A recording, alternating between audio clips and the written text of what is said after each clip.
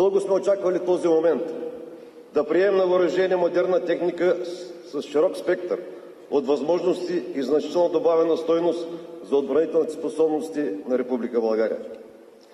Неведнъж съм подчертавал, че в миналото е имало времена, които не ни вдъхваха оптимизъм. Но през тази година за мен като началник на отбраната, за военното ръководство, за командирите на видовете въоръжени сили и за всеки военнослужещ в Българската армия ситуацията коренно се променя. Имате чудесен самолет. Използвайте го, както винаги сте правили досега, с разум и сърце, подготвени и вдъхновени. На добър път! Благодаря.